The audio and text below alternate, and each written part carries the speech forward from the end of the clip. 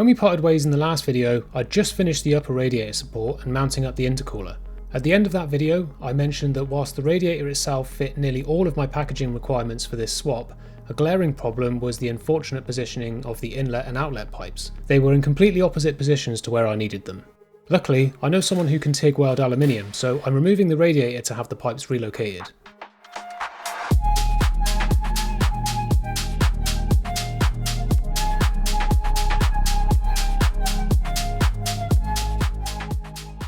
After measuring the length of the original pipes, I'm using some fresh pipe to make up a set of replacements.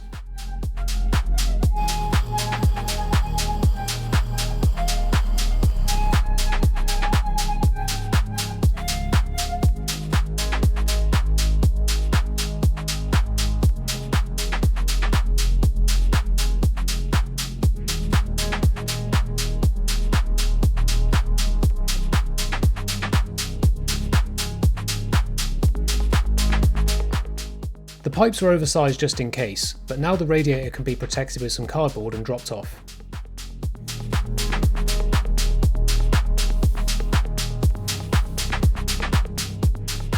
Right, so where we left it before, we had the bonnet now latching on here, and that works absolutely fine, except we don't have any structure underneath here, right? So, hang on, let me go get the factory thing. I should have got that first really, shouldn't I, before I started recording. So this is the factory stay, and it bolts in there, and then there's another bolt that goes through like another bit of structure down here, which I'll need to build in a sec. And it ties into the cross member down under here, and all it does is it just stops this from moving up and down. So I can twist this, which I shouldn't be able to do, and if I can do this by hand, then when I close the bonnet, when that comes down, it's really going to push down on that and stop it from latching on here. It actually takes quite a lot of force to get this thing to open up and latch. So we need to have some sort of support structure that connects this to somewhere underneath. So there's a few ways we can do this, but I'm kind of limited by the fact that we now have an intercooler right in the way. So having just a straight piece of steel that goes all the way to the bottom is no longer an option because this is in the way. And actually I could use this part if it wasn't for this. So I've got a few options. One is that I make a structure that goes from here and connects to this top crossbar here. The second option is that I make some bars that go diagonally to the sides. And the third option is that I have a bar that goes down and then goes around the intercooler and connects to the bottom. All of them have their drawbacks and their advantages. The first option that connects to the top of the intercooler is going to be the easiest way, because all I have to do is just make something goes from there to there, and then maybe to these two other points as well. The reason why I don't like this option is because it means that the intercooler is now basically a structural part of the car. So a lot of force is going to come down on top of this intercooler. I would like to avoid that idea if I can. The option where we have diagonals that come along here wouldn't be too difficult to pull off, but there isn't an awful lot of structure around here. For example, if I try and tie it into this part of the structure, it actually wants to bend here quite a lot because there's only one bolt and I can't add any more structure there. Could also tie it into this bumper support, so that is also another option. The third option means I have to build something that comes off of here, and then basically this part is going to have to come out a little bit and then sort of dodge it like that. So I don't really know which is the best one. First thing I'm going to do is I'm just going to build an extra part under here which will come flush with this hole, and then we can go from there.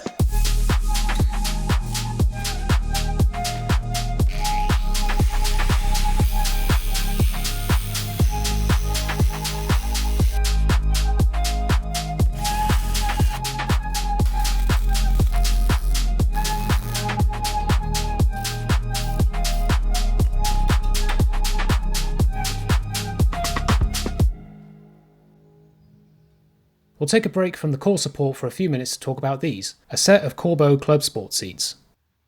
As much as I enjoy the distinctly 90s SR seats that I currently have, they're not exactly supportive, and they're not going to be up to the task of keeping me in place when things get spirited. I want to retain a degree of adjustability though, so I'm dismantling one of the SR seats to see how the sliding seat frame lines up with these bucket seats. I also want to see what sort of height I'd be at if I simply bolted the side mount brackets directly to the seat frame.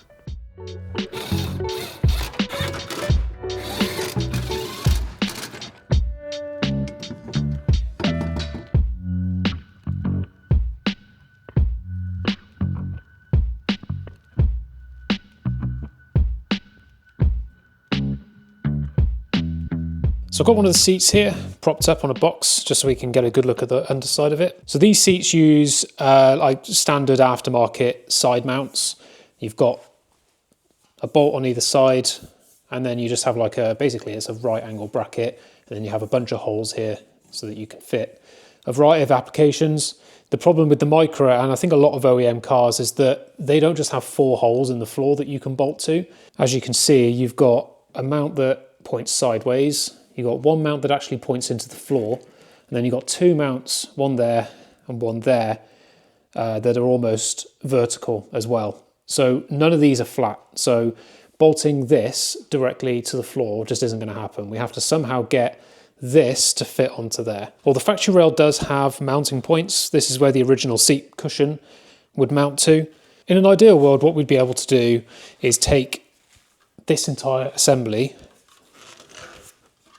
and then just bolt it onto the bottom there like that. That'd be a nice, easy implementation. As you can see, none of these actually line up with these holes at all. They're too far inboard. But also, even if they did fit, it then puts the whole seat way too high up. I did try it. Just props this on top with this bolted in place, and I was hitting the headliner. So there's no way that that's going to work.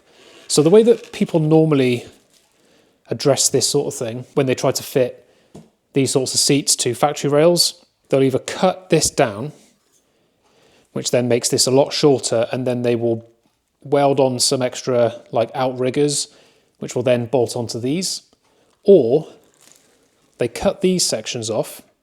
As you can see, they're riveted here, and then there's a bit of a seam weld along the edge, and they will weld those directly to these plates. So what I'm going to do first off is I'm going to cut this down as short as I can until there's really not much material left on top of here. Do that on both sides, and we'll see if we can get them to fit on the seat. And if that doesn't work, then we can go down the route of cutting these off and then trying to attach them in some way. But the first way is the least destructive. If that doesn't work, then we can still do the second one. So let's give that a go. Now, I actually plan on selling the SR seats further down the line, and I'm pretty sure I'll devalue them slightly if I chop up the seat frames. So it's time to do some shopping.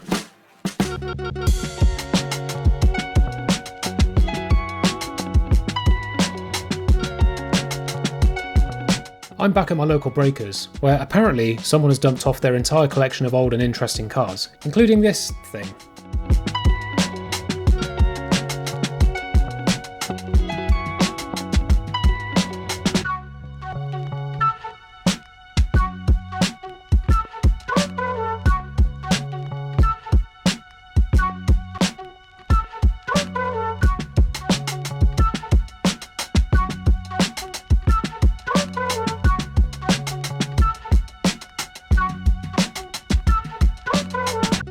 Starting to get a bit worried because I've nearly done a whole circuit and I haven't come across a single K11 yet.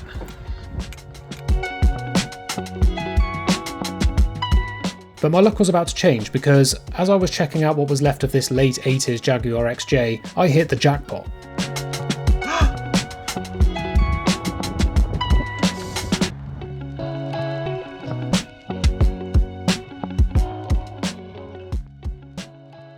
Something really bad has happened in this car.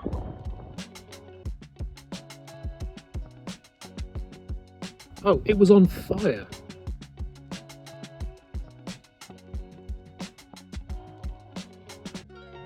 Crispy. Someone's already done the job of removing the seat for me, at least. This side still needs to come out.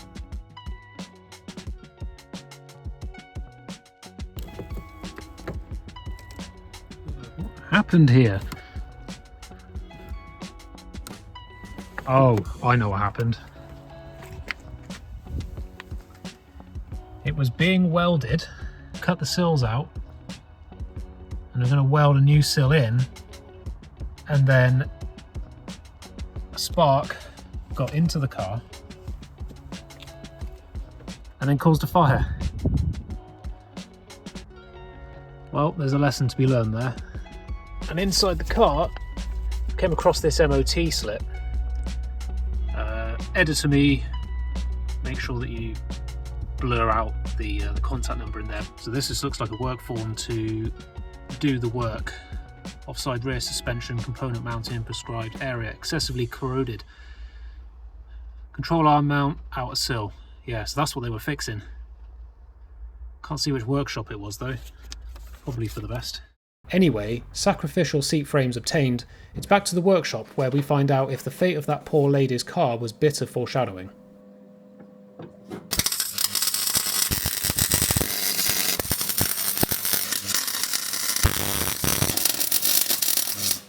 Unlike that garage, I actually stripped the whole interior months ago, so aside from UV burns from me not wearing gauntlets, this went off without incident.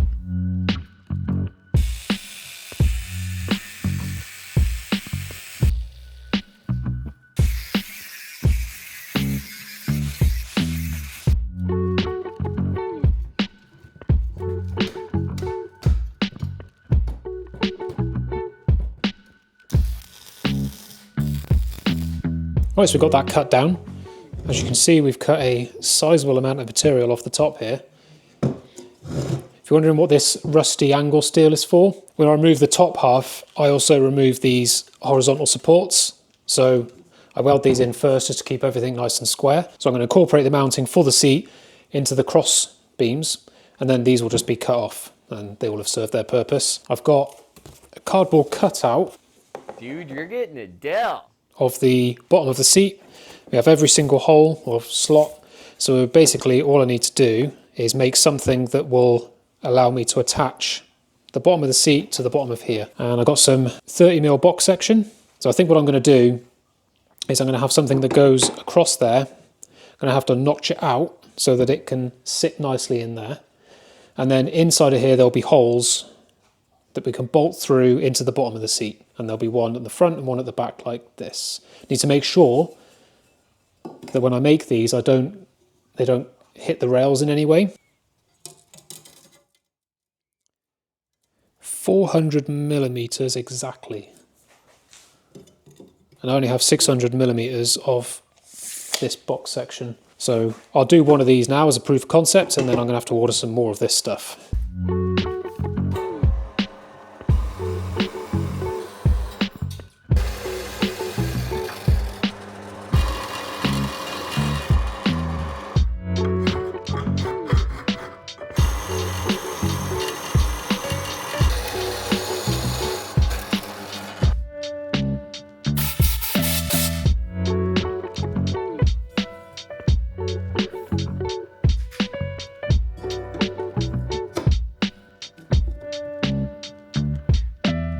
So this was going well until I came to realise something. So I've got the cross beam here, and the idea was that there's going to be a hole in each side, and then I'd be able to poke a bolt through and then fasten it in from the other side. If we take our template, which copies the hole spacing on the bottom of the seat, and we try and line it up so that it's as central as possible. If you look in there, this is the top of the rail that I cut, and then here you can just see that cross beam through there. Only about half of each slot is available to poke a bolt through, which is doable, but the problem is that if I take this away, directly underneath and to the side of this is the top of the slider. So there's no way I'm going to be able to get a bolt through there. So the only way that it would work is if I used maybe a captive bolt, which doesn't seem like the best idea. I could possibly cut the bottom out under here, and then I'll be able to stick a spanner in. There's a couple of ways I might be able to do this, but it's not as easy as I thought it would be, just purely because the width of these holes is so close to the width of the rails, of the factory rails, that, you know, it's not like I can just put a structure that hangs over the side here and then like outriggers that I can attach the seat to, or even ones on the inside if it was like that. So it's a bit of a challenge. I don't think it's impossible. I think it's just I've got to think a bit harder about how I'm going to be able to implement it properly.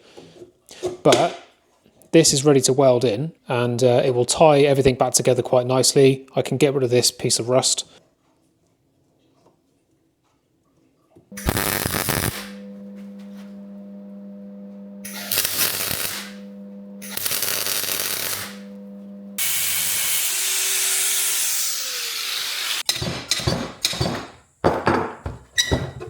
Now that the top's chopped off, it seems clear that the seat now sits at a much more comfortable height. But how does it compare with a factory seat? So with it on the factory rails that I've cut down, I was a little bit concerned that despite doing that, the seat would be a little bit too high up. Now I know a lot of people, when they fit these seats, they want to get them right down as low as humanly possible. I actually don't see the point of doing that because, unless you're too tall, of course, but if you're doing it just for the sake of getting it low, then all you're really doing is making it hard to see over the dashboard. So I set them to my height, which is it's 184 centimeters, which is about 6 foot-ish. And it seems perfect for me, but just to be sure that I'm not just, assuming that it's right because I don't want to have to change it, I put the factory seat in on the passenger side and just wanted to confirm that they are about right compared to factory at least. And it's quite hard to tell really because the seats are so different in shape, but in terms of actual sort of height, they're about the same. I think there's hardly anything in it, to be honest. Now bear in mind that I can drop the back of this down further, so we've got some adjustment holes there, and at the moment the back on this one is at its highest position. So if I feel like I want to sit back or deeper into the seat, I can lower that to its lowest one. And I've also got it's on the lowest towards the front, but I can lift that towards the top, and that would tilt the seat sort of all the way back, and then it would feel a bit more sort of down into the seat rather than where it is at the moment. So that's all fine. So it probably makes sense to sit in them and actually compare them with each other. So let's do that. Right, let's get in and see how this looks compared to the other seat. It's not actually secured properly yet, so I've got to... Right. I mean, this seems okay. The position seems about the same. Yeah. What do you reckon? Yeah, seems about right. Yeah.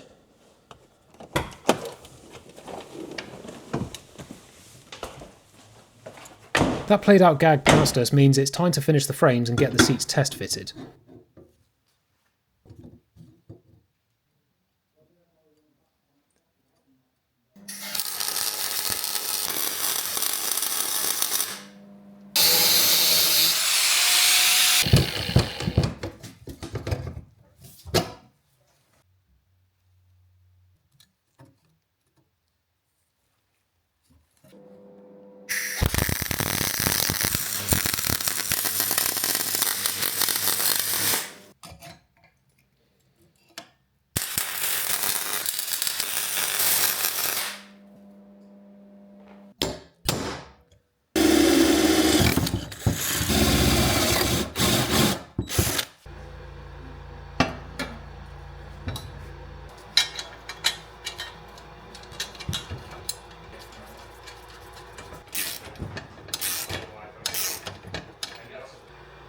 Bolting the side mounts to these inboard steel plates actually seemed to work out well, despite my worries that I wouldn't be able to get the bolts through. Don't get me wrong, it's still a pain in the arse to do it, but not impossible. I've also added 2 pairs of holes on each side of the frame, so that I have more options for how I can bolt the mounts to it if I need them.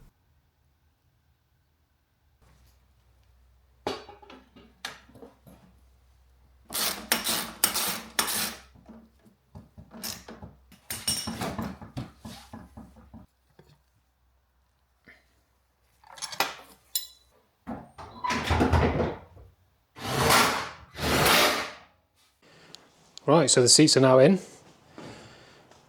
and they're looking pretty good.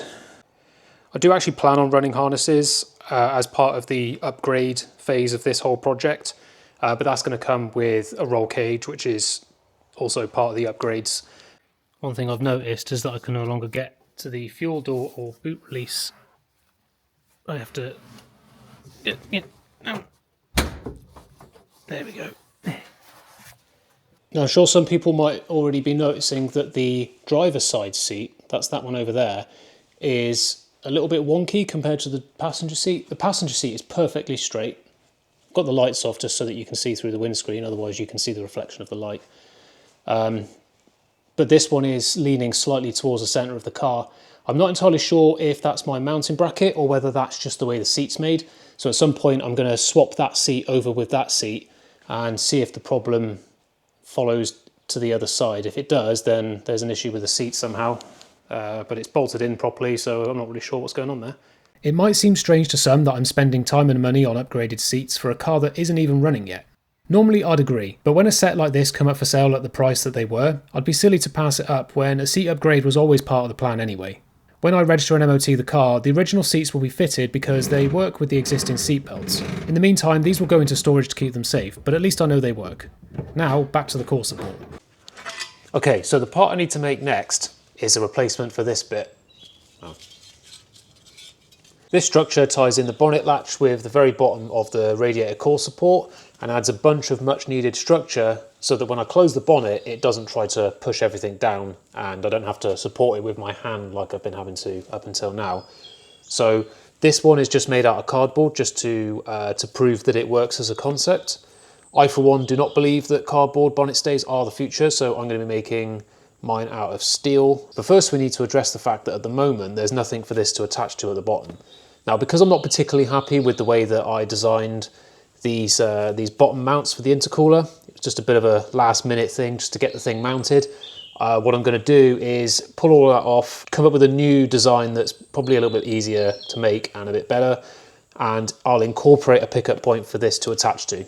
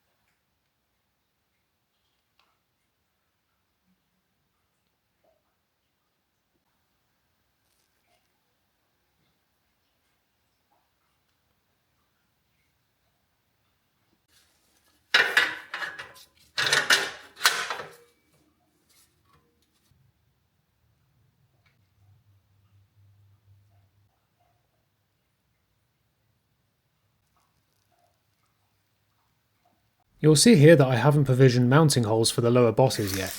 That's because at the time of filming I hadn't yet finalised a good solution. Since then I have come up with something that should work, so watch this space.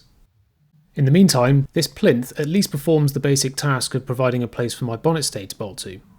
Speaking of which,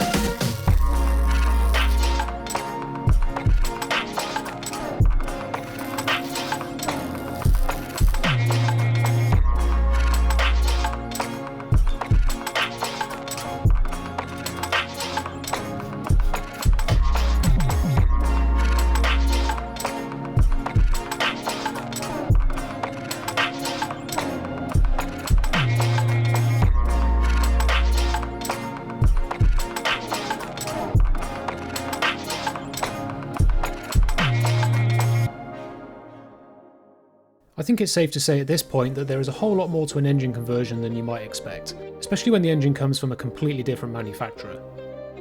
Getting the engine in place and mounted is really only the tip of the iceberg. There are so many other modifications required for everything else to work, and getting the bonnet to shut, and more importantly stay shut reliably, is hugely important. If this sort of thing is something you want to see more of, subscribing to the channel helps a lot. Anyway, as ever, the support is massively appreciated. Leave any feedback down below and I hope you'll come back for the next one.